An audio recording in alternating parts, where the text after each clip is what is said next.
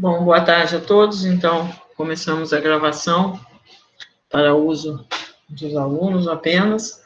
Tá? Eu aproveito para avisar, eu ainda não coloquei a última aula lá, o vídeo. As notas eu sempre coloco antes da aula, a não ser que alguma coisa aconteça. Mas vou colocar logo depois hoje. Tá? Bom, então, na última aula a gente estava falando do problema nós chamamos da ruína do jogador, né? Mas era o seguinte, você tem um passeio aleatório num segmento aqui discreto, 0, 1 até N mais 1,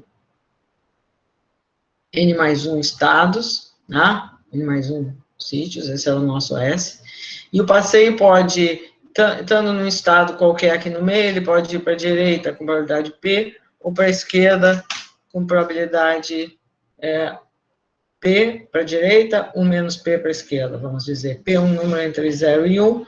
É claro que P igual a 0, P igual a 1 não é interessante, então pensamos logo que P está entre... Opa! Ai, não me diz que eu vou começar a ter problema aqui. Hoje a minha... Tá?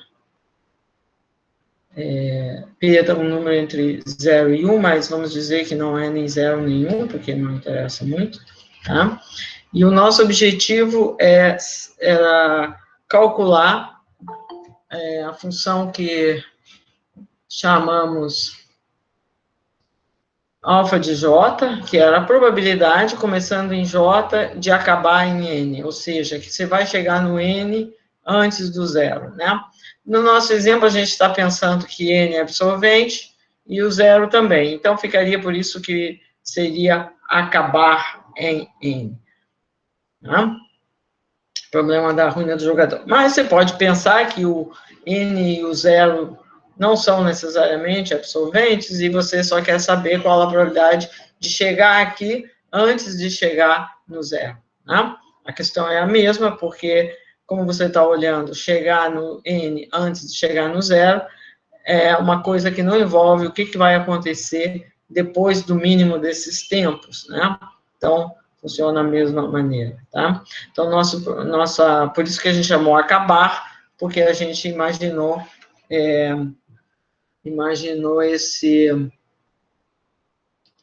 esses estados aqui como sendo absolventes. Então, por isso ficou essa linguagem acabar. Aqui é 1 também. Mas, caso contrário, a pergunta faz sentido. Então, a técnica bem simples, já que nessa situação, é a ideia de calcular isso aqui, para calcular essa, você simplesmente faz um passo, né, J é o estado que você está no x0, aí você faz um passo e usa a propriedade de Markov. Né, você faz um primeiro passo, aí você está no J, você vai estar no J mais 1 ou no J menos 1, e o processo começa de novo, só que aí a partir de J mais 1 ou de J menos 1. Então, você está decompondo o espaço de probabilidade, nesse caso, em duas possibilidades, porque você só tem dois possíveis primeiros passos, né? Poderia ser mais geral. Então, mas a ideia é essa, em geral. Você faz um passo e usa a propriedade de Markov, né? Porque vale a propriedade de Markov e, além do mais, é homogêneo no tempo. Então, quando você fez um passo para a direita, o seu primeiro passo foi para a direita, você tem o processo começando em J mais 1 e pronto, é a mesma coisa, tá? Então, ao fazer isso, você tem essa... Vocês estão vendo o meu mouse aqui? Uhum. Sim. Tá, obrigado. É porque eu esqueci se eu tinha posto o Chrome ou Mozilla, ninguém vê o mouse. Tá, obrigado. Então, você está aqui, esse é o seu estado inicial, você quer calcular, J é o estado inicial, você quer calcular a probabilidade de chegar no N antes de chegar no zero, dado que x0 é igual a J. Aí você diz, bom, faço o meu primeiro passo. Com probabilidade P, esse primeiro passo vai me levar a J mais 1. Com probabilidade 1 menos P, vai me levar a J menos 1.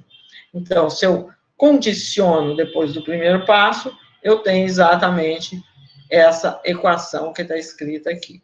Alfa j é P vezes alfa j mais 1 menos P vezes alfa de j menos 1. Isso para todo j aqui, de 1 até n menos 1.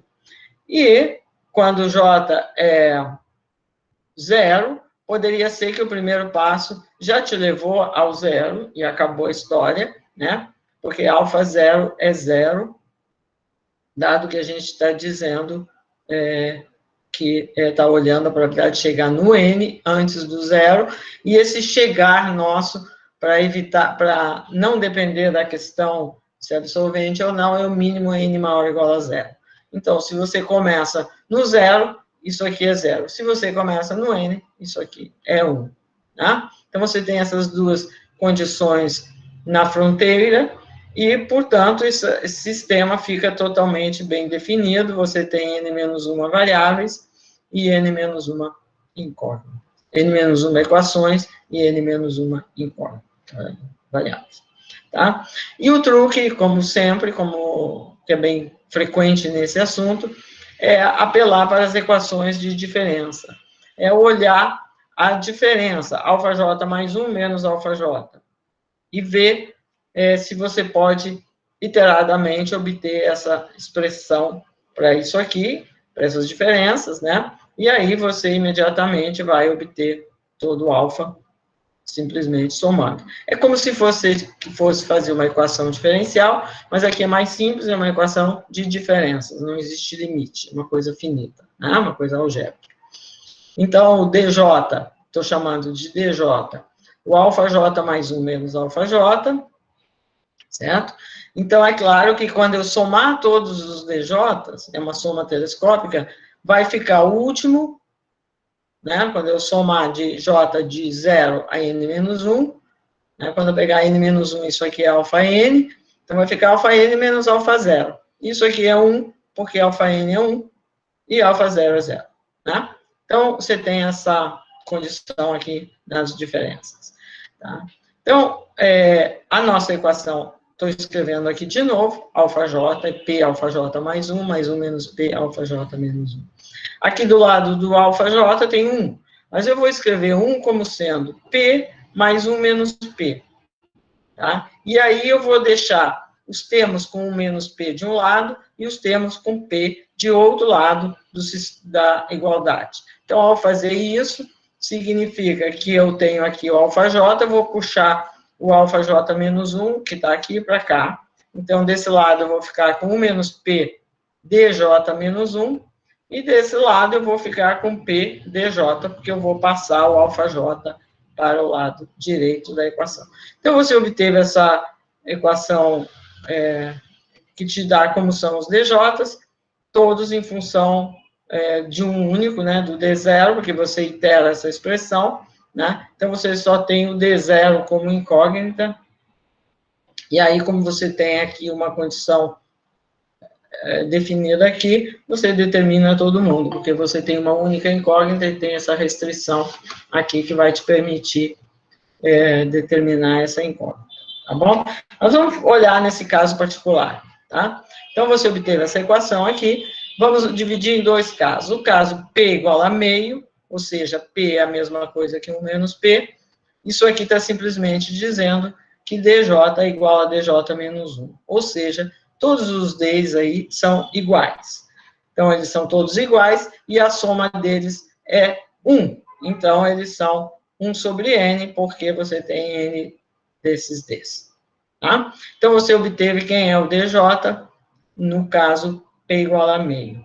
Tá? Isso significa que o alfa j, né, alfa j, que é a soma dos DJs de 0 até j menos 1, é simplesmente j sobre n, porque você vai somar 1 sobre n, j vezes.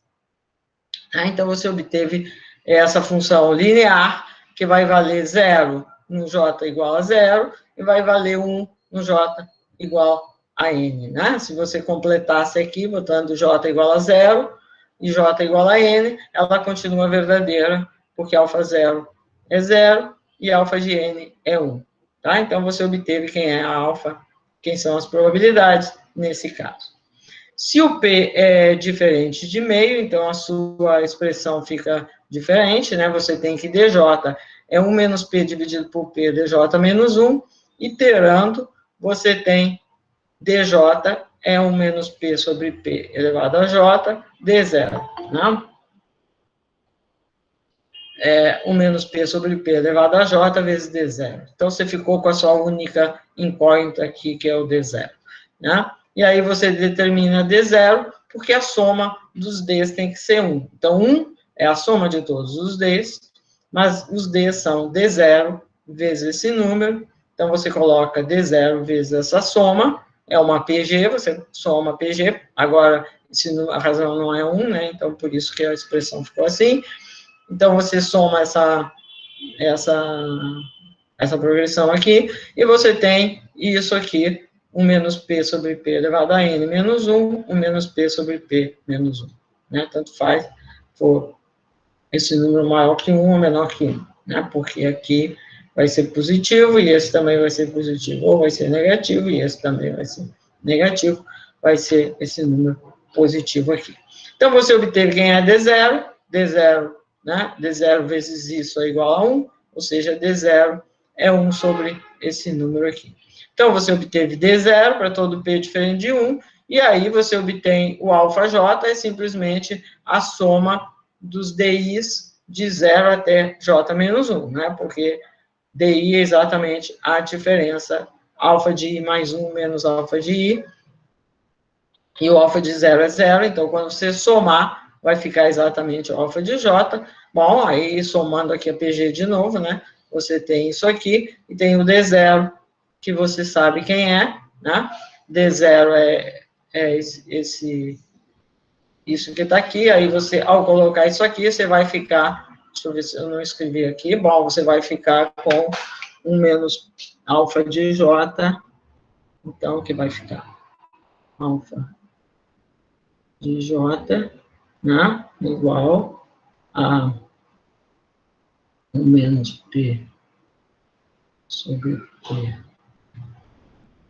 elevado a J menos 1, dividido por 1 menos P sobre P elevado a N menos 1. Né? E essa fórmula é consistente também para J igual a 0 e para J igual a N. Porque se você pegar J igual a N aqui nessa expressão, vai ficar numerador igual a denominador, não 0, vai dar 1. Se você pegar J igual a 0, isso aqui o numerador é 0, porque 1 menos P sobre P elevado a 0 é 1, e aqui embaixo não é 0, vai ficar 0. Então, essa fórmula é consistente, tá? Então, deixa eu ver aqui, eu acho que eu tinha aqui colocado um gráfico aqui, deixa eu ver se eu acho, só para vocês verem como esse negócio vai ser sensível, né? Uma coisa exponencial, então...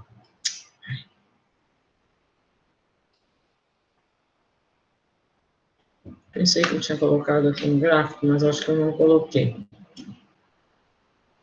Então, peraí, deixa eu ver aqui.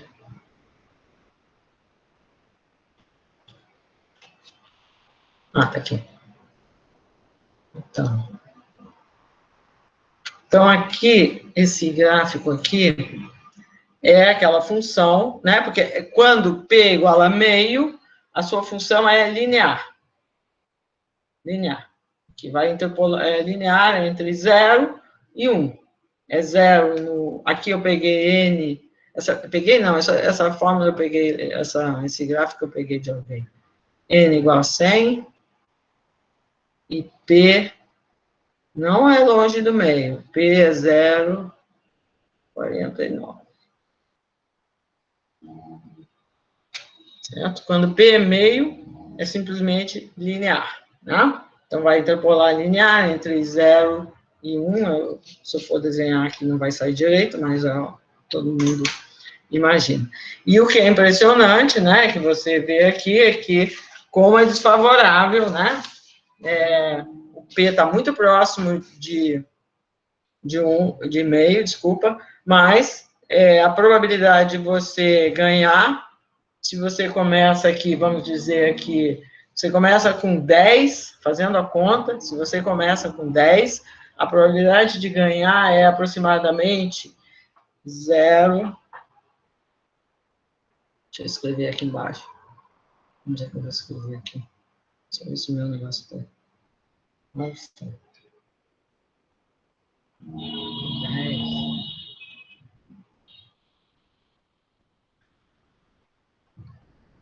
Muito pequenininho, né?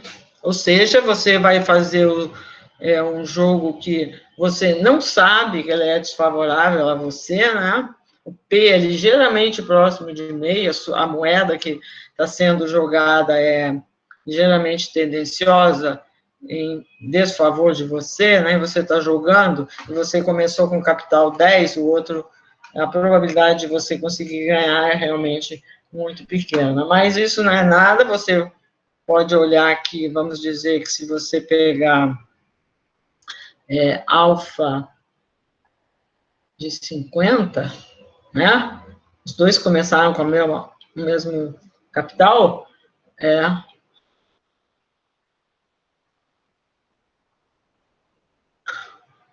alfa de 75,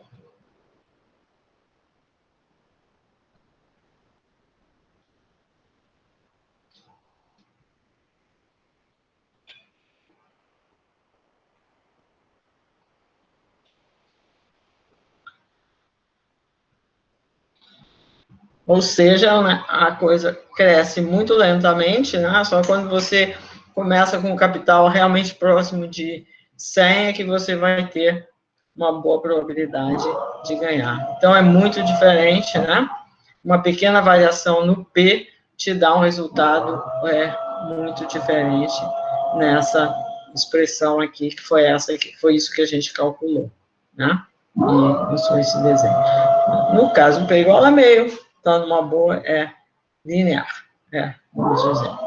Porque P igual a meio é um jogo equilibrado, né? Vamos dizer, um jogo honesto. Bom, alguma pergunta em relação a esse método aqui? Não sei onde é que estão minhas notas. Fiz meio bagunçado hoje aqui. Enfim. Alguma pergunta? Eu tenho aqui, volto para cá.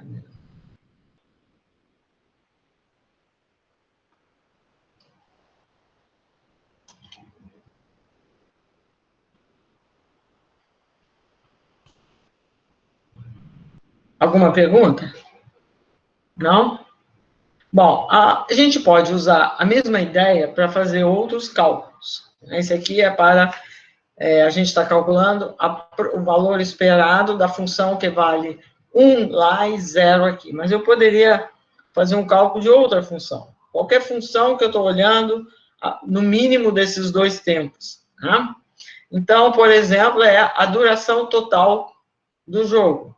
A duração do jogo é o mínimo dos tempos. Você vai chegar no N ou no 0, né? E aí acaba o jogo.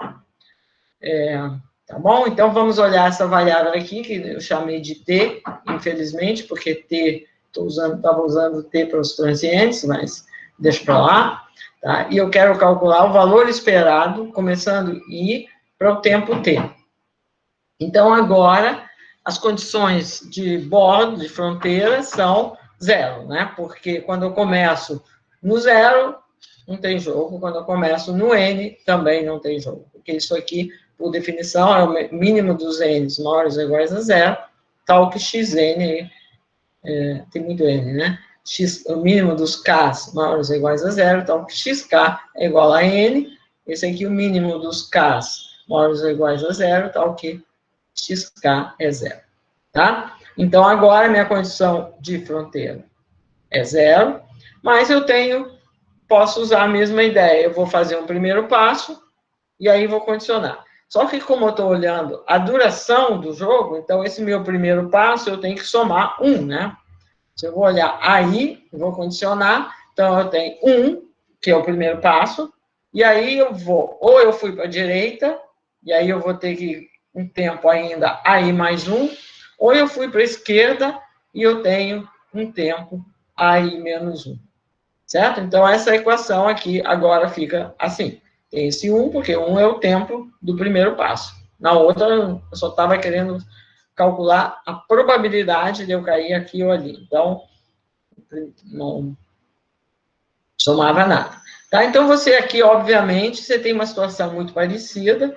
A única diferença, as condições de bordo são diferentes, então você vai ter uma solução de outro tipo, é claro, né?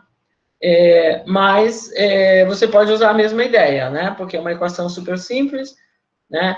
AI é uma constante, mais PAI mais 1 menos PAI menos 1. Então, se você imagina que aqui desse lado você tem o P mais 1 menos P, e você faz exatamente a mesma coisa, você tem uma equação de diferenças, e você resolve essa equação e obtém o AI. Tá? Então, eu vou fazer essa continha aqui, a gente já comentou na última aula rapidamente, mas eu vou voltar ela aqui. No caso, P igual a meio, e vou deixar para vocês fazerem nos exercícios, está lá nos exercícios sugeridos dessa semana, porque é a mesma coisa, só fazer a conta diferente. No caso, P diferente de meio. O anterior eu fiz em todo caso, agora aqui eu só vou fazer um deles. Tá? No caso, obviamente, o caso P igual a meio, as coisas ficam mais simples, mas é a mesma coisa, só que fica mais simples de você fazer a conta, né? Só isso. Então, se P é igual a meio, essa equação aqui fica simplesmente isso, né? Porque P é meio, então fica a média desses dois. E agora, eu lembrando que aqui eu posso pensar que tem um meio mais um meio, então eu escrevo a equação de diferença. AI mais 1 menos AI dividido por 2 é igual a AI menos AI menos 1 dividido por 2, e menos 1, porque eu deixei o 1 desse lado, aí passei para cá. Então, ficou isso. Tá? Então, essa equação aqui é a equação das as diferenças satisfazem essa equação, ou seja, DI é igual a DI menos 1 menos 2. Tá? É o que está dito nessa expressão, onde DI é a diferença dos dois As consecutivos. Tá? Então, você está na mesma situação de antes, né? Você expressa o DI em função do D0, né? DI eu vou fazer I vezes, então vai ficar DI é igual a D0 menos 2I, porque cada vez eu subtraio 2, então, depois de I passos, eu vou ter subtraído 2I. Então, você tem uma única, o D0 aqui como incógnita, e aí você precisa lembrar o que acontece com os As, né? Que acontece que o A0 é 0 e que o AN é 0. Portanto, a soma dos DIs, que é AN menos A0, vai ficar igual a 0, né? Então, essa soma sendo 0, bom, aí você diz, bom, a soma disso aqui é 0, eu escrevo a soma disso, somar isso aqui, e de 0 até n menos 1, tem n termos, então vai ficar, o D0 é constante, então vai ficar n vezes, e depois eu tenho que somar os i's, menos 2 vezes a soma dos i's, de 0 até n menos 1. Bom, todo mundo sabe que somar a soma dos K primeiros inteiros é K vezes K mais 1 dividido por 2. Tá? Então, aqui eu estou somando até N menos 1, então fica N menos 1 vezes N dividido por 2, essa soma. Então, como eu tenho 2 aqui no denominador e um 2 aqui, ele vai embora, eu vou ficar com essa expressão, D0 menos N menos 1 vezes N. Tá? Aí eu ponho o N em evidência, ficou isso aqui. Então, como isso aqui é 0, o único jeito é que D0 seja N menos 1, e, portanto, eu obtive a única incógnita que estava faltando, e agora eu posso saber quem é o AI, né? Porque o AI é a soma dos DJs de 0 até I menos 1, porque, afinal, o D é a diferença. Então, eu simplesmente vou substituir o que é, né? Soma dos DJs de 0 até I menos 1. Então, eu tenho I vezes o D0, né? Porque o D0 aqui é constante, mas vai entrar todas as vezes, então vai ficar n menos 1 vezes i, é esse termo aqui, e aí eu tenho a soma desses aqui, dos j's, até i menos 1 agora, né? Então, 2j, j de 0 até i menos 1. Então, repetindo, como essa soma aqui é i menos 1 vezes i dividido por 2, vai ficar isso que está aqui, tá? N menos 1, que multiplica i, menos i menos 1, que multiplica i. Põe o i em evidência, então fica n menos 1 mais i mais 1. Então, vai ficar n menos i. Então, você obteve a expressão fechada do AI, né? Obteve o resultado, que o AI é essa função, n menos i vezes i. É óbvio que o AI tinha que ser uma coisa simétrica, porque o P sendo meio, né? Você começar no x menos, no i qualquer, e olhar para o zero é a mesma coisa que começar no n menos i e olhar para o n. Então, é uma função simétrica, né? E troca i por n menos i, ela não muda, porque, obviamente, é a mesma coisa. Né? Mas isso não é... Tá? Então, lembra que a gente havia feito esse cálculo antes, né? De uma forma muito mais detalhada, porque a gente havia... Nós tínhamos... a gente pegou o caso n pequeno, n grande era 4, né? E calculou, olhando a matriz que nós chamamos de M, né? Que era chamando de Q, a matriz de transições restritas aos transientes, que 1, 2 e 3. Aí você pega I menos Q na menos 1, né? Usando essa matriz, a gente pode calcular o tempo que você passa num estado transiente antes de ser absorvido. Somando todos os transientes, ou seja, somando uma coluna lá, a gente tinha o tempo que passa nos transientes antes de ser absorvido. Ou seja, o tempo até ser absorvido, no caso, né? Era o tempo até chegar no N ou no zero. Então, e a gente tinha feito essa conta, que tinha dado isso aqui, e que, obviamente, agora estamos fazendo de modo mais rápido, só que agora a gente não está dizendo o tempo que eu passo em cada estado, só a soma. Tá? Estamos dando uma informação mais, menos detalhada, mais simples, tá?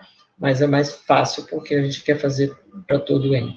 Tá? Então, o exercício que ficou aqui é esse, fazer essa conta, no caso, P diferente de meio, tá bom? Tá? Bom, agora eu vou mudar um pouquinho o tema, né? Então, antes de fazer isso, pergunto se ficou tudo, se está claro. Professor, acho que eu só estou com uma dúvida na hora que você vai deduzir, como se fosse aquela equação de recorrência para os AIs, né? Que ele é 1 mais AI mais 1, né? E 1 menos P, AI menos 1. Eu não sei, eu achei muito intuitivo, né? O porquê de você ter que considerar esse mais 1 no começo. Por que não pode ser só P? Não, aqui por que eu tenho esse 1 aqui? Não, aqui é importante, tá? Boa pergunta. Então, aí é o tempo que eu levo, que o processo leva, até chegar no zero ou no N. Aí eu estou começando no I e faço um passo. Esse 1 é esse passo. Ele gasta uma unidade de tempo. Por exemplo, se eu tivesse o I, poderia ser N menos 1.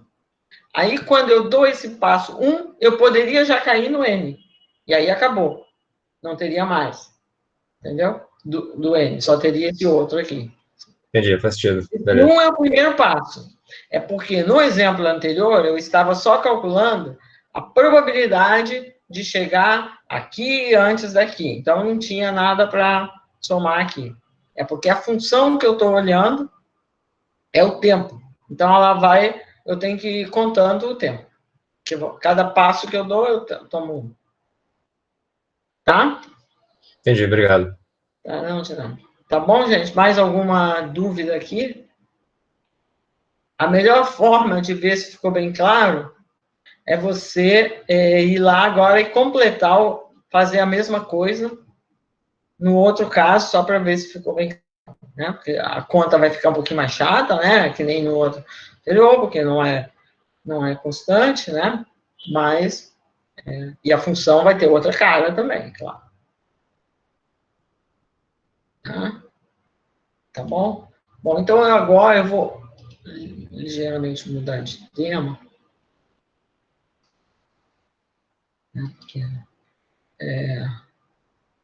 É que a gente perdeu uma aula no primeiro dia, né?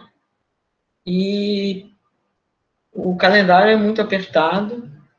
E depois esse recesso, ele tá mal colocado em relação ao nosso conteúdo, entende? No sentido que eu ainda não acabei o conteúdo mínimo para fazer. Eu iria acabar exatamente, vamos dizer, em uma semana a mais, né? Para fazer uma tarefa, para fazer uma coisa, enfim. Então, por isso que a gente não pode, nesse calendário de 12 semanas, a gente não pode muito se dar o luxo de desperdiçar. Então, o que eu quero fazer agora também não é comprido, tá? Mas eu queria discutir, aqui tem uma ideia que a gente precisa trabalhar nessa parte que eu vou falar agora, então, e que é importante, e que simplifica muito a vida também, em alguns exemplos. Tá? Então, o que eu vou fazer agora aqui é olhar algumas propriedades especiais. E eu chamei de alguns exemplos especiais, mas de fato são algumas propriedades especiais. Tá? Você pode pensar assim. Então, a primeira delas é a seguinte coisa. A matriz de transições ela é uma matriz que a soma em cada linha é 1, né? Porque a linha da matriz de transições representa as probabilidades com que o processo salta quando ele está no estado correspondente. Cada linha, né? Então, a soma é 1. A soma em cada linha. Bom, mas nada impede que você tenha uma matriz cuja soma em cada coluna também seja 1, porque é possível, né? Você pode ter muitos exemplos. Imagina a matriz que tem 1 meio, 1 meio, 1 meio, 1 meio. Tá? Então, soma em linha é 1, soma em coluna é 1. Significa que é uma matriz que você sai de um estado para o outro com probabilidade de meio, fica parado com probabilidade de 1 meio. Esse exemplo apareceu lá naquela primeira aula. Tá? Então, quando você tiver uma situação dessa, que a soma em cada coluna é 1, você diz que a sua matriz é duplamente estocástica. Pelo nome, porque matriz estocástica é aquela que a soma numa linha é 1, então essa soma na coluna também é 1, chama assim, duplamente estocástica. Tá? E isso tem quer dizer, é uma classe bem reduzida, vamos dizer, de matriz, mas elas acontecem, a gente vai ver exemplos. Tá? Uma observação quase que imediata, está chamado de teorema, mas é um teorema cuja demonstração é uma linha, tá? Nada comparado com algum outro que a gente já fez, é o seguinte: se você tiver o S finito, é importante, S finito, e a sua matriz de transições é duplamente estocástica, então a distribuição uniforme em S é a distribuição estacionária. Vou colocar assim. Tá? É imediata essa conta. Vamos supor que o S tenha N termos, N estados. Tá? Então, a uniforme quer dizer que põe probabilidade 1 sobre N para todo estado. Bom, vamos fazer a conta. Né? Eu quero ver que ela é estacionária, eu tenho que mostrar que quando eu fizer essa conta, soma de π de I, P de IJ, me dá π de J. Bom, mas π de I é 1 sobre N. Então, isso aqui é 1 sobre N vezes a soma em I de J. É a soma numa coluna, né? Porque isso aqui é soma numa coluna. que é a probabilidade de estar em J, partindo de π de I. Então, como essa soma é 1, isso aqui é 1 sobre N, que é π de J. Então, a demonstração é trivial, né? E, obviamente, vale a recíproca.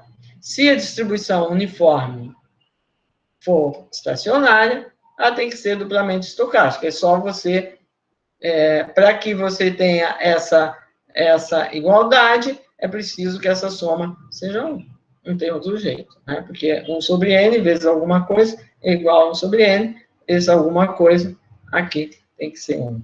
Então, é um caso simples. Agora, é muito importante que aqui eu estou falando que o S seja finito. Tá? Nós estamos, por enquanto, só tratando do caso finito. Quando o S não é finito, nem sei o que é a distribuição uniforme, né? Bom, então vamos olhar um exemplo que se encaixa nisso. Seria o nosso, lembra, passeio aleatório num segmento com fronteira, que eu vou dizer assim, quando eu estou no extremo, eu fico parado com probabilidade de meio, ou eu volto com probabilidade de meio. Quando eu estou no outro extremo, a mesma coisa. Tá? Então, ele é um passeio aleatório com fronteiras, não sei o nome que eu dou, parcialmente refletor. Tá? Porque quando a gente chamou de refletor, é quando você volta com probabilidade 1. Tá? E absorvente, quando você não sai mais. Esse aqui, você fica parado, com probabilidade de meio, ou você volta para o vizinho que tem, com probabilidade de meio. A mesma coisa desse lado. Tá? Então, ele se chama parcialmente refletor. Bom, aqui é imediato que ela é duplamente estocástica. Por quê? O que é duplamente estocástica? Você tem que olhar um J qualquer.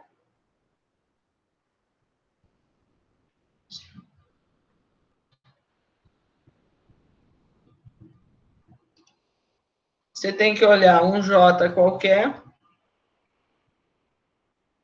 e olhar que a soma das probabilidades que chegam em J é 1. Se eu pegar um J qualquer aqui, eu posso chegar no J vindo da esquerda, com probabilidade de meio, ou vindo da direita, com probabilidade de meio. Se eu estou nesse aqui, no extremo, eu posso chegar nele com probabilidade 1 meio vindo aqui de dentro, ou dele mesmo. O que eu posso fazer, ficar parado, é como fazer chegando dele mesmo, né? Então, é óbvio que esse aqui é duplamente estocástico, então a gente sabe que, em particular, por exemplo, que a distribuição estacionária é a uniforme. Tá? Vamos olhar um outro exemplo que parece que é legal, porque ele aparece em muitos contextos. Ele é bem simples também, mas ele é legal. Bom, que é o seguinte, vamos pensar que o nosso S é o conjunto das sequências de zeros e uns de comprimento N, ou seja, sequências binárias. Esse N que está aqui deveria ser N maiúsculo, tá bom? É o mesmo N, tá? Então, são sequências de comprimento N de zeros e uns, tá? Então, eu tenho 2 elevado a N elementos no meu S, tá? Então, é como se eu estivesse olhando alguma coisa no computador e a minha capacidade máxima de armazenamento tem N dígitos, tá bom? Então, esse é o meu S. E vamos imaginar que eu vou olhar a seguinte cadeia. Em cada unidade de tempo, vou escolher uma coordenada ao acaso, então tem N coordenadas, escolho uma ao acaso, jogo o dado com N faces, e aquela coordenada eu vou trocar de valor. Se ela tiver 0, ela vai virar 1, se ela for 1, vai virar 0. Tá? Então, essa é a cadeia super simples.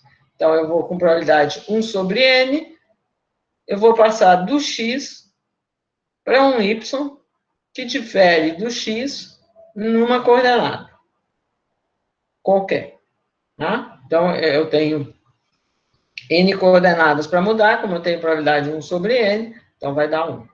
Tá? Então, isso aqui vai ser 1 sobre N, se valer isso aqui. O que isso aqui está dizendo?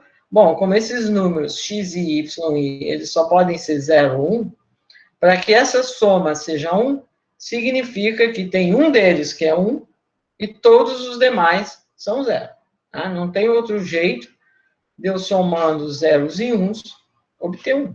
Só tem assim. Um deles é 1 e os outros são 0. Tá? Que é exatamente isso que a gente disse. Eu escolho uma coordenada ao acaso e troco aquela coordenada. Bom, é imediato que isso aqui é duplamente estocástico, que de fato ele é simétrico. P de x para y é a mesma coisa que P de y para x, tá?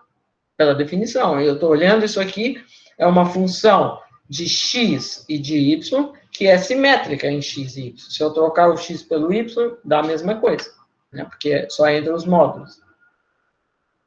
Então, se ela satisfaz isso, ela automaticamente tem que ser duplamente estocástica. Porque quando eu somar em x aqui, é o mesmo que somar em x aqui. Mas isso é uma matriz estocástica, então a soma é 1. Então, ela é duplamente estocástica e significa que a distribuição estacionária nessa cadeia é a uniforme, ou seja, ela põe probabilidade 1 sobre 2 na n para todo x, toda a sequência, tá?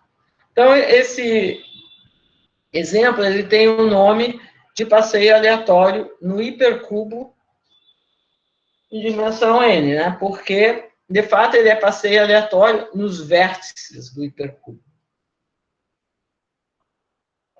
Mas o pessoal muitas vezes fala passeio aleatório no hipercubo, eu mesmo. Tá? Então, por exemplo, se n é igual a 2, eu tenho quatro elementos, né? São sequências de 0, 0, 0, 1, 1, 0, 1, 1. Então, são esses 4 elementos aqui, o 0, 0, o 1, 0, o 1, 1 e o 0, 1. Né? E você pode passar trocando uma das coordenadas, certo? Então, você tem sempre duas possibilidades para passar. Você troca uma das coordenadas, você tem que ir por aqui, por aqui. Tá? Se você tiver n igual a 3, então você vai estar aqui, nos vértices do cubo em dimensão 3. E é exatamente a mesma coisa, você vai em cada... Então, você tem 3 vizinhos, e você passa para um dos vizinhos com probabilidade 1/3. Né? É o passeio aleatório, se você quiser, nesse gráfico. E assim sucessivamente, qualquer dimensão. Tá bom? Então, isso só um exemplo bem simples, mas ele é importante, porque apesar da sua simplicidade, ele serve muito como exemplos em comparações e muita coisa. Passeio aleatório no hipercubo. Tá? Eu não sei desenhar mais quando n é 4 ou 5, mas é a mesma coisa. Tá? Alguma dúvida, gente?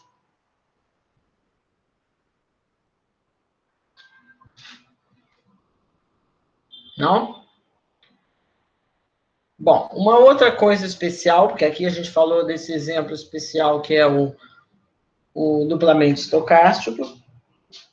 A outra coisa especial que eu quero discutir agora, e que é extremamente útil, é o conceito de reversibilidade. Tá? Se chama também balanceamento detalhado. Tá? Então, ele é um conceito... Quer dizer, o caso simétrico que a gente tinha antes se enquadra nesse, mas aqui é mais geral. Então, eu tenho o meu S. Para essa definição, S podia não ser finito, tá? Mas nós estamos, por enquanto, só tratando do caso finito. Mas essa definição, S não precisa ser finito, tanto que quando a gente estender o nosso tratamento ao caso S infinito, eu não vou repetir essas definições, porque a definição é a mesma. Tá? Então, eu tenho S, espaço de estados, por aí não enfatizei se era finito ou não, e eu tenho a matriz de transições. Tá? e π uma distribuição de probabilidade em S. Tá? Esses são os dados. Um espaço de estados, uma matriz de transição, ou seja, uma cadeia de macro, e uma distribuição de probabilidade em S. Então, eu vou dizer que ela satisfaz balanceamento detalhado quando eu tiver essas equações verificadas. O que elas estão dizendo? Π de I vezes P de IJ é a mesma coisa que π de J, P de JI. Para todo I e J. É óbvio que se I é igual a J, essa coisa não diz nada, né? Porque é tudo igual, idêntico. Mas o que ela está dizendo é isso. Balanceamento detalhado quer dizer isso. Πi, P de IJ é igual a PJ, P de JI. O que é isso? Vamos dizer que π fosse a sua distribuição inicial. É a probabilidade. Começar em I e fazer um passo de I para J tem a mesma probabilidade que começar em J e fazer um passo de J para I. Que é daí o nome, né? Porque é meio que você está revertendo o tempo. Tá bom? Bom, é imediato, se você olha essa condição, que quando você somar em I desse lado, tem que ser obviamente tem que ser a mesma coisa que somar em I desse lado. Mas quando você soma em I desse lado, essa soma aqui é 1, porque é uma matriz de transições. Então, isso é πJ. Então, decorre que se vale isso, π tem que ser estacionário. Se π é uma distribuição de probabilidade que satisfaz isso, então satisfaz isso aqui. π é estacionário, tá? Então, essa equação do balanceamento detalhado, ela é mais forte que essa equação aqui, que se chama equação do balanceamento também. A gente não enfatizou esse nome, mas esse nome é usado também.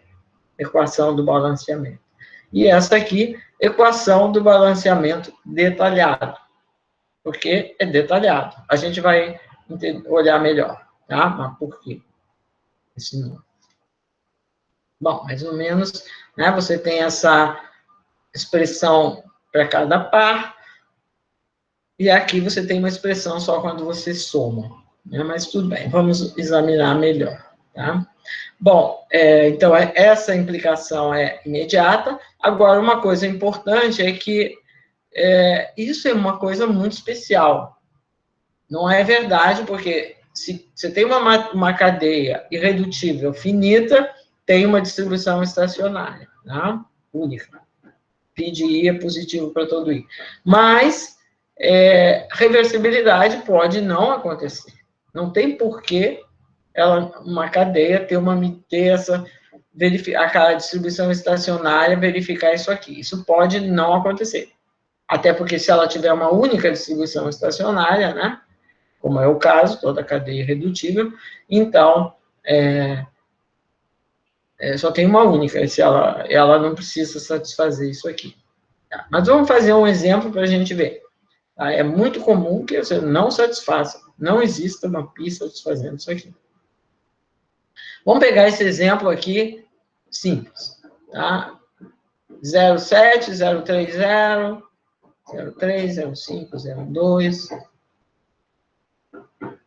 Tá? O importante é que eu coloquei aquele zero ali. Tá? É o zero ali que vai nos fazer ver facilmente. Tá? Então, é uma matriz estocástica. Tem 3 estados, a soma em cada linha é 1. Tá? Então, ela tem uma distribuição estacionária, que é única, tá? A gente sabe.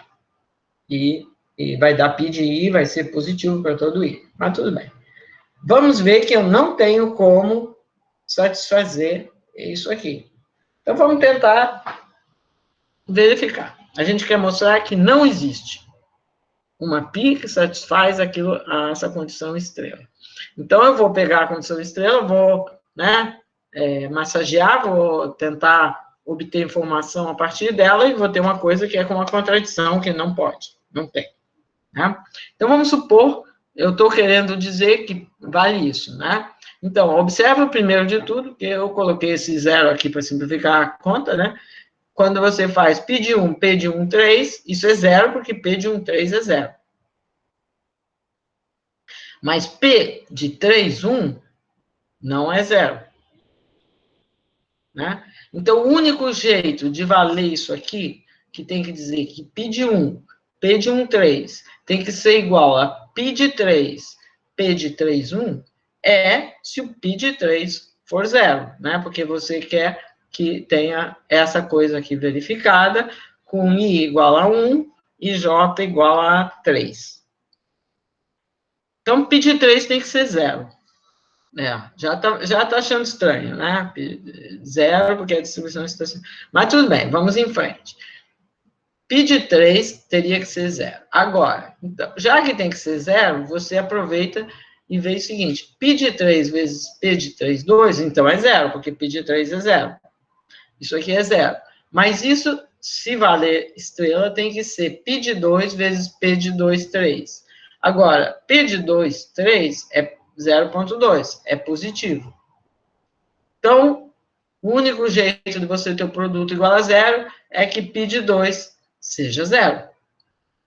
Aí, você vai e olha. Você já sabe que o P de 3 é zero e que o P de 2 é zero. Bom, agora você olha aqui. P de 1 vezes P de 1, 2 tem que ser igual a P de 2 vezes P de 2, 1. Mas P de 1, 2 é positivo. É positivo. E desse lado você tem zero, porque P de 2 é zero. Então, o único jeito de valer essa igualdade é se P de 1 for zero. Então, todos os P's têm que ser zero. Ou seja, porque o zero sempre satisfaz isso, né? Zero vezes qualquer coisa vai dar zero. Então, não tem uma distribuição que satisfaz uma distribuição de probabilidade que satisfaz, certo? Isso é bem frequente.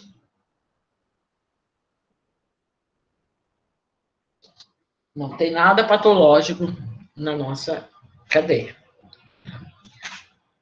Antes da gente ir em frente, vamos tentar entender por que chama balanceamento detalhado. Bom, mais ou menos. E depois a interpretação probabilística. Primeiro vamos ver por que a gente chama de balanceamento detalhado. Bom, o que é dizer que π é estacionária? É dizer isso aqui, né? π vezes p é igual a π. Que escrevendo o que significa, isso é, para cada entrada j, π de j é a soma de π de i vezes p de ij. Cada entrada do vetor π. Agora, isso aqui eu posso escrever assim. Eu tenho uma soma em todo i. Eu posso somar os i's, diferente de j, pegar o termo j e jogar para o outro lado. É uma questão algébrica só, né? Então, eu estou pegando aqui o termo πj, pjj, e estou colocando desse lado, certo? Então, eu tenho πj menos πj, pjj. E aqui eu fiquei com a soma S em S menos J. Eu fiquei com isso. Tudo bem. Mas o que significa 1 menos PJJ? É a probabilidade, saindo de J, ir para algum I diferente de J. Né? Porque quando você sai de J e vai para a soma em todos os I's, te dá 1. Então, isso aqui é a probabilidade de sair de J, passar para um estado diferente de J. É a mesma coisa que isso que está aqui, porque a soma da linha J é 1. Então, essa expressão que está escrita aqui, para todo J, vale isso. O que ela está dizendo? A soma das probabilidades chegando em J é a mesma que saindo de J, onde o que são essas probabilidades? Não são bem probabilidades. Isso aqui o pessoal chama de fluxo probabilístico. É o seguinte, eu estou em I, ela envolve 2 passos, né? Envolve uma situação e um passo. Envolve 2 variáveis, x0 e x1, ou x1 e x2, etc. Então, ela está dizendo o seguinte, começo em algum estado que não é J e passo para J. E aqui eu começo em J e passo para algum estado diferente de J. Né? E a minha distribuição é π de I. Né? Certo? Então, está dizendo que essa soma é igual. Nem sei por quê. Eu só escrevi aqui de novo para... Isso aqui é a mesma coisa que isso, só porque eu coloquei o π aqui dentro, para ficar dito dessa forma. Você tem essa expressão aqui com duas variáveis que o pessoal chama o fluxo de I para J. É πI, PIJ, para uma distribuição π. Né? Fluxo é isso, eu começo, estou naquele estado e passo para outro. Então, aqui está dizendo o fluxo de fora de J para J é igual ao fluxo de J para fora de J, quando você soma todo esse fluxo. Imaginando que o fluxo total é a soma dos fluxos. Agora, o balanceamento detalhado, daí o nome detalhado, diz que cada termo nessa soma é igual ao correspondente nessa soma. Daí o nome detalhado, porque esse termo aqui é igual a esse. Então, obviamente, as somas são iguais. Se cada termo é igual, as somas são iguais. Né? Mas a estacionária é só dizendo que essa soma é igual a essa soma. Então, não precisa equilibrar 1 a 1. Só na soma que tem que dar igual. Certo? Daí o nome, isso aqui se chama equação do balanceamento, por causa dessa interpretação. O fluxo para J é igual, de fora de J para J é igual ao fluxo de J para fora de J. E essa condição aqui se chama balanceamento detalhado, porque ela está dizendo o fluxo de I para J é igual ao fluxo de J para I, para todo par I e J. Tá bom? Então, essa condição, ela é extremamente útil. E por quê? Uma das coisas que ela é útil é o seguinte, porque quando ela vale, é muito mais fácil você resolver o problema de autovetor, da π, né? É muito mais fácil. Quando ela valer, vai ser muito fácil achar. Resolver essa equação vai ser mais fácil do que resolver a equação com a soma. Essa é uma das razões pela qual ela é útil. Mas não é essa a principal razão. A principal razão pela qual ela é útil é porque, bom, esse fato você pode levar... te permite fazer certos cálculos probabilísticos de uma forma muito mais simples. A gente vai ver vários exemplos. Tá? Vamos olhar agora sim, vou olhar um exemplo que eu falei, né, no começo dessa parte aqui, a gente falou que eram alguns exemplos especiais, não tantos exemplos, mas situações especiais. Agora, deixa eu olhar um exemplo aqui mesmo, tá? Então, vai ser esse exemplinho aqui, se chama cadeia do Ehrenfest, que foi inventada pelo Ehrenfest, já esqueci o ano agora, mas ele inventou essa cadeia na época que tinha toda uma discussão de lógica, até que tinha, contra a hipótese da entropia crescente do Boltzmann, né? Mas o motivo é porque as pessoas não entendiam bem o que significava, que a ideia da entropia crescente do Boltzmann tinha a ver com uma ideia probabilística na condição inicial. E se você pensasse como uma coisa para uma condição inicial fixa, ficava meio esquisito, né? Então, mas as pessoas não tinham entendido bem, então tinha muita gente acusando o Boltzmann de dizer uma coisa absurda, né? Mas era porque não entendiam bem. E porque a ideia de que você tem na mecânica clássica, né? As leis da mecânica clássica são reversíveis, se você tem uma evolução de x0 a xn, uma equação, você chega no xn, você inverte todos os momentos e você vai chegar de novo no x0, né? o número de partículas que tenha, não importa. Então, tinha toda essa discussão, e aí o NFS fez um exemplo que não tem nada a ver com, que é uma coisa muito simples, não tem a ver, não é uma coisa realista, é um exemplo estocástico, simples, mas ele mostra de forma muito evidente essa questão de que da reversibilidade não entrar em contradição com a convergência ou equilíbrio. Bom, eu não estou aqui discutindo muito essa parte, mas só para dizer de onde vem, qual foi a motivação dele para esse exemplo. Mas deixa eu colocar o exemplo da seguinte forma. Vamos supor que você tenha duas urnas, A e B. Você tenha N bolas, e elas estão numeradas de 1 a N, tá? Tá bom? Elas estão lá, cada bola tem seu numerinho.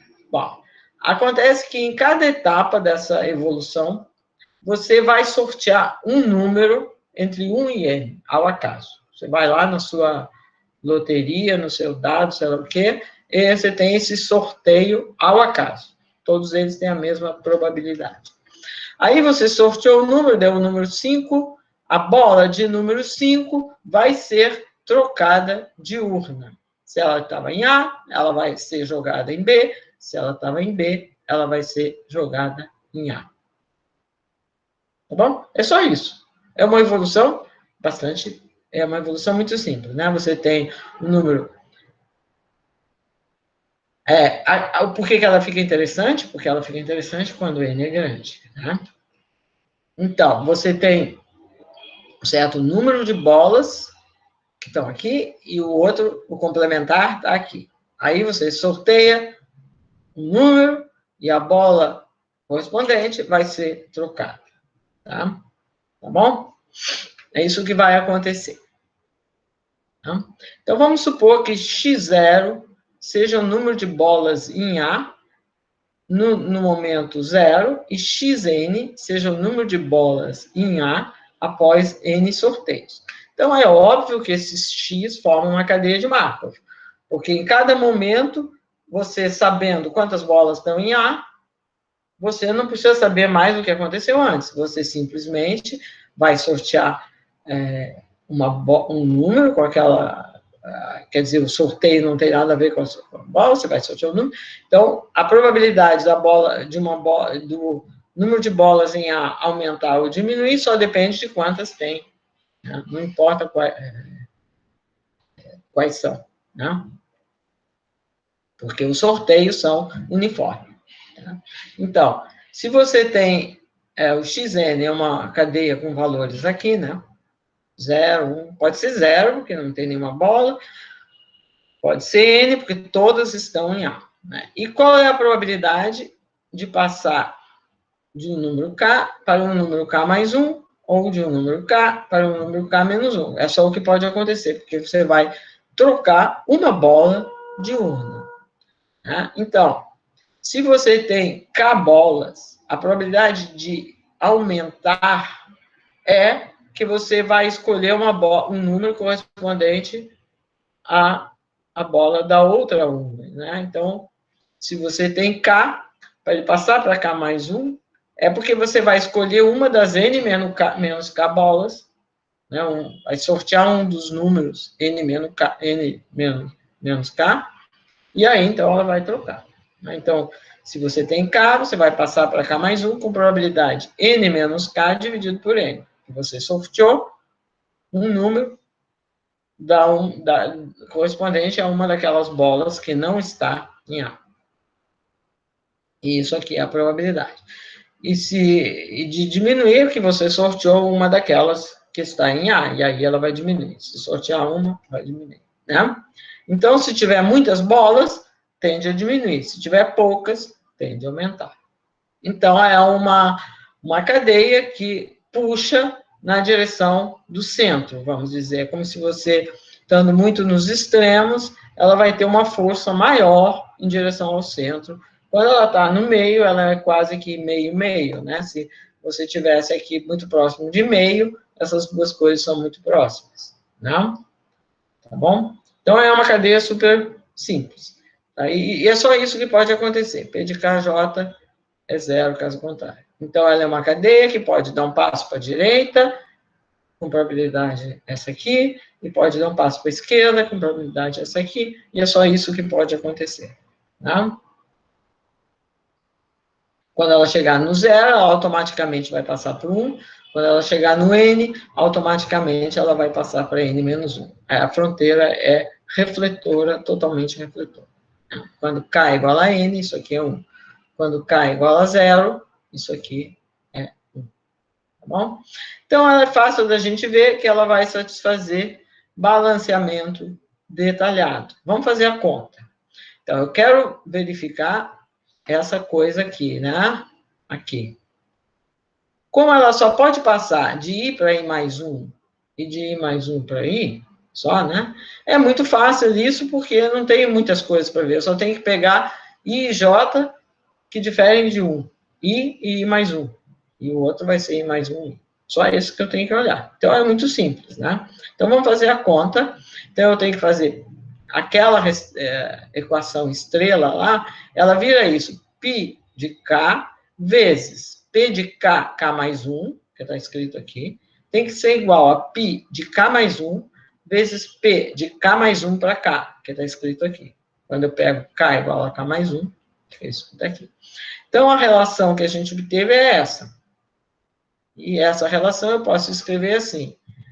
π de k mais 1 é igual a π de k, que multiplica. Isso que está escrito aqui é n menos k dividido por n. Aí eu tenho que multiplicar por 1 sobre isso. O n vai embora e vai ficar k mais 1 no denominador. Né? Essa expressão que está aqui, eu escrevendo, ponho aqui n, reduzindo n menos k sobre n, e agora eu pego isso e multiplico o inverso dele do outro lado, multiplico ambos os termos pelo n dividido por k mais 1, fica isso que está aqui. Então, você está tendo uma expressão imediata, iterada do π. Né? Π de k mais 1 é π de k vezes esse número. Aí você continua, né? π de k é igual você escreve a mesma coisa, mas agora o seu aqui era k mais 1, agora virou k, então você continua escrevendo, né? Vai ficar n menos k mais 1, e aqui embaixo k, e aqui vai ficar π de k menos 1.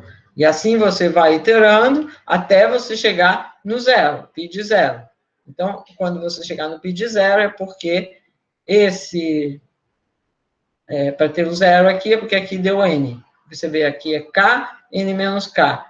Agora vai ficar n menos k mais 1, né? Menos k, e vai ficar, quando chegar no zero, e aqui embaixo vai chegar no 1. Né? Você vai andar k passos, então é k mais 1, k, 2, até chegar no 1. Então, o último termo nessa expressão, só iterando, vai ficar n e 1. Bom, aí você olha o que isso aqui está dizendo, o que isso aqui é. Isso aqui é simplesmente n escolhe k mais 1. Que é n menos k mais 1, né? Olhado dessa forma. N vezes n menos 1, vezes n menos k mais 1, vezes n menos k. Dividido por k mais 1 fatorial. Você olha daqui para lá. Então, essa expressão. Lembra, aqui era k mais 1. Então, o que você está dizendo é que π de j... Fazendo essa continha simples, π de j é igual a n escolhe j e de zero. Né? Isso tem que valer para todo j. Bom, quando j é igual a zero, isso aqui é 1, não diz nada. Né? Mas como a soma tem que ser 1, você sabe quem é π de zero, e você sabe qual é a distribuição que satisfaz isso. Nada mais né, do que a binomial com o parâmetro n e 2, porque a soma tem que ser 1, né? Então, a sua distribuição tem essa cara aqui, simplesmente. Né? Então, o que é essa distribuição? Né? Tá parecendo um pouquinho estranha, mas a gente vai ver que ela não tem nada de estranho. É a binomial, né? A binomial com N e o meio. Você pode imaginar o seguinte, em vez de dizer quantas bolas estão em A, né, você pode dizer para cada bolinha onde que ela está. Se ela está em A, você diz que é um 0, né? Vamos dizer que ela é 1, porque eu estou contando em A. Se ela está em A, você chama de 1. Se ela está em B, você chama de 0. Então, a sua cadeia, do ponto de vista, vamos dizer, microscópico, porque você pode pensar nessas coisas como sendo, sei lá, moléculas, ela é isso que a gente tinha falado aqui antes. Em cada momento, você vai pegar uma dessas coordenadas, ao acaso, e vai trocar. Então, quando você olha microscopicamente, essa cadeia nada mais é do que esse passeio aqui. E esse aqui era uniforme nisso aqui. Mas agora, quando eu estou colapsando todo mundo, então eu quero dizer, estou somando, né? Estou vendo quantos eu tenho em A, então eu estou somando o número de uns é a binomial, que aqui é a sequência de zeros e uns. São os ensaios de Bernoulli. E quando eu somo os ensaios, então eu tenho a binomial. Tá bom? Então é bem simples, porque você tem isso, né? Essa é uma distribuição e ela é reversível. Você vê, é uma distribuição que está muito mais concentrada no meio, né? A probabilidade de estar perto do zero ou perto do n é extremamente pequena, muito perto de 2 na menos n. Tá?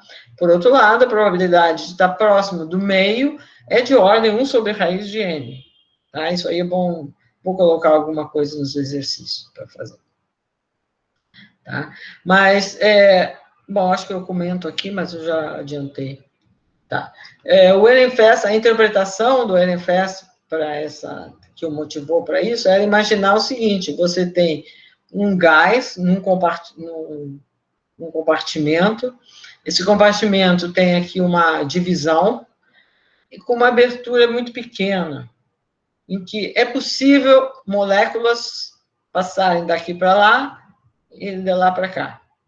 Porém, elas não vão passar muitas ao mesmo tempo, vamos dizer, né? Isso aqui é uma coisa caricatural, né? Então, você imagina que essa aberturinha é pequenininha, de modo que em cada momento que você olhar, só vai poder passar uma molécula, certo? É uma coisa... Tá? Então, se você fizer isso, e aí agora você dá essa interpretação que eu falei, você vai olhar, em vez de olhar a cadeia, quantas bolas tenho em A, eu vou dizer para cada bola se ela está em A ou se ela está em B. Né? Então, essa cadeia vira aquele do exemplo 1, a medida estacionária reversível é a uniforme nesse conjunto, e agora, quando eu vou, da onde vem esse binomial, quantas configurações eu tenho com I bolas em A, né? Quantas configurações N escolhe I. Então, esse fator aqui é um fator que tem a ver com aquilo que se chama entropia. Quantos casos me correspondem a essa situação microscópica? E é exatamente o fato de que a entropia, o conceito de entropia, que não era bem entendido, que levou, então, o Ehrenfest a fazer esse exemplo para mostrar que o cara lá que atacava Boltzmann dizia que era inconsistente o que ele estava fazendo, não tinha razão lógica para dizer, mas não quer dizer que ele estava demonstrando alguma coisa física, era um contra-exemplo que tem esse aspecto lógico, tá? Então, é uma cadeia extremamente interessante, ela serve como exemplo para muita coisa, então eu recomendo que vocês revejam isso que a gente falou aqui e que revejam, pensem, né, porque é um exemplo importante. Antes de eu ir para outro exemplo, pergunto se tem alguma dúvida sobre esse aqui.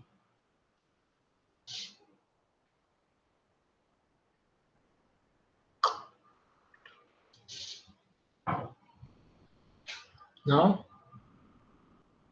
Bom, o que eu quero olhar agora é uma generalização das cadeias que a gente fez antes e que também contém o Ehrenfest aqui, né? Caso mais geral.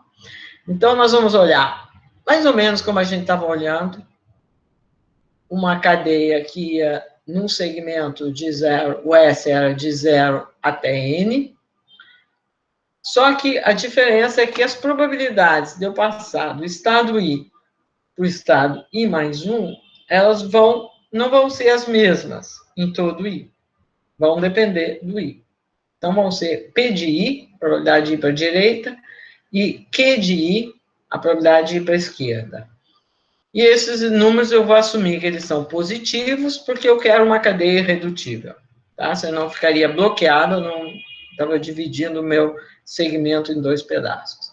E vamos permitir que tenha uma probabilidade positiva de ficar parado por algum tempo. Então, esse RI pode ser positivo, é óbvio que ele não pode ser 1, porque esses dois números aqui são positivos. E o RI é 1 menos a soma deles dois. Tá? Então, é a mesma coisa, análogo à situação anterior, do passeio aleatório, mas as probabilidades dependem do estado. Então, eu vou de I para I mais 1 com probabilidade PI, eu vou de I mais 1 para I com probabilidade Q de I mais 1. Tá? Aqui no N eu não tenho, eu só tenho um vizinho, então fica que eu fico parado com probabilidade RN, vou para a esquerda com probabilidade QN, aqui o oposto, eu fico parado com probabilidade R0, vou para a direita com probabilidade P0. Tá bom? Então, essa cadeia tem o nome de cadeia de nascimentos e mortes, porque você vai interpretar que a população cresce de 1 ou que decresce de 1. Tá? É só o nome que é dado. Né? Então, ela é uma generalização do passeio aleatório. Né? Essas probabilidades dependem do estado. Mas ela é extremamente importante porque ela é muito grande. Você pode fazer muitos exemplos com ela e então é maleável, né? Você pode fazer muita coisa com cadeias assim. Então, por isso que ela serve como exemplo para muita coisa. A grande vantagem é que ela é um daqueles poucos exemplos que você pode calcular tudo muito explicitamente, tá? Tipicamente, não é muito fácil fazer um cálculo completo. Aqui você pode fazer um cálculo completo, exatamente, de muita coisa, né? Por aquela ideia da equação de diferenças. Tá? Que aquela ideia vale aqui também, porque como só pode dar um passo para a direita ou para a esquerda, é claro que ela pode fazer, só que vai ficar mais complicada a expressão, mas dá para fazer. Tá? E eu digo, a primeira coisa a gente vê é que aqui vale balanceamento detalhado. Portanto, achar a distribuição estacionária é trivial. Por que vale balanceamento detalhado? Bom, você pode dizer, em vez de verificar por que vale, vamos verificar que vale e acabou. Tudo bem, vamos fazer essa conta, vamos verificar que vale, mas é importante que a gente também entenda depois por que deveria valer. Tá? Então, eu vou partir da ação, vamos dizer, primeiro verificar que vale, verificando a definição, e depois explicar o motivo, vamos dizer, por que a gente saberia sem fazer conta. Então, balanceamento detalhado aqui passa a ser esse conjunto de equações. Eu estou em I e vou para I mais 1. Tem que dar igual a π de I mais 1 e de I mais 1 para I. É só isso que entra no balanceamento detalhado. Isso aqui tem que valer para todo I. Certo? O negócio que fica no próprio estado não importa. Tá bom? Então, eu tenho que verificar isso aqui para todo I. Né? Bom, se a gente resolve essa equação, a gente acha π, está verificado. né? Porque só tem uma distribuição estacionária, toda π que satisfaz balanceamento detalhado é uma distribuição estacionária. Então, vamos lá, vamos fazer a conta. Então, essa expressão aqui, fica isso, π de i, agora eu vou escrever isso aqui em ordem decrescente do i, né? Vou obter uma expressão do π de i, quero chegar no π de zero, aí fico com uma incógnita π de zero, e como eu sei que a soma tem que dar 1, eu descubro quem é o π de zero. Essa é a ideia. Então, eu tenho essa equação que está aqui, eu vou escrever assim, π de i mais 1, que está aqui, é igual π de i vezes P de i, que estão aqui, vou dividir por QI mais 1. Lembra que todos esses números são positivos. Então, eu fiquei com essa expressão. Bom, aí eu itero, eu uso a mesma expressão agora, trocando o i mais 1 por i. Então, vai ficar P de i menos 1, QI mais 1, QI, etc, etc. Vou até eu chegar no zero. Quando esse cara aqui virar π de zero, aqui eu vou ter, só que aqui eu escrevi na outra ordem, né? Não, eu escrevi na mesma ordem. π de i, pi menos 1 até o π zero. Esse índice que está aqui é igual ao índice do π. Tá? É só iterar essa expressão. Então, vai de PI até P0, e o Q vai de QI mais 1 até Q1, porque o QI é 1 a mais desse aqui. Então, quando aqui der 0, aqui dá 1. Tá? Então, só iterando essa expressão, você obteve isso. Então, você obteve uma expressão para qualquer π de i em função de π de 0. Agora, como a soma tem que dar 1, tá? Então, você determina π de 0. π de 0 que multiplica 1 mais a soma de todas essas coisas, né? Porque 1, quando i é igual a π de 0.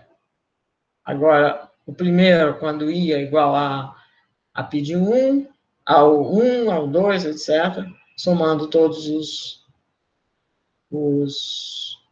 aqui. A razão pela qual está escrito de 0 até n menos 1 é porque aqui eu chamei de i mais 1, é isso.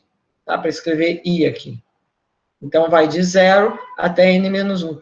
Mas esse termo corresponde, o termo aqui corresponde ao termo pi mais 1. É o que está aqui, pi mais 1. Pi mais 1 é igual a π de 0. Então, esse aqui é o π de 0. Quando i é igual a 0, é o π de 1. Quando i é igual a 1. Quando i é igual a n menos 1, é o π de n. Tá bom? Então, ficou essa expressão aqui, que tem que ser verdade. Então, você sabe quem é o π de 0. Como isso aqui é uma soma finita, tudo bem definido, positivo aí, etc. Você descobriu quem é o π de 0. E você, então, sabe quem é o π de i, porque tem essa expressão aqui. Certo? Então, você achou a distribuição estacionária. Tá? E ela é reversível. Tá? Agora, importante você ver que, obviamente, que o Ehrenfest é um exemplo disso aqui. Porque o Ehrenfest só pode ir para a direita ou para a esquerda. Aqui. É um caso particular desse aqui. Então, você poderia ter usado essa fórmula mais geral, mas, bom, aqui era um caso tão simples, a gente fez diretamente, né? Então, mas fica para você rever. O NFS é um caso particular disso aqui. Quem é o P, quem é o Q, né? E aí verificar que isso aqui corresponde à distribuição que a gente achou aqui, que é a binomial. Tá bom?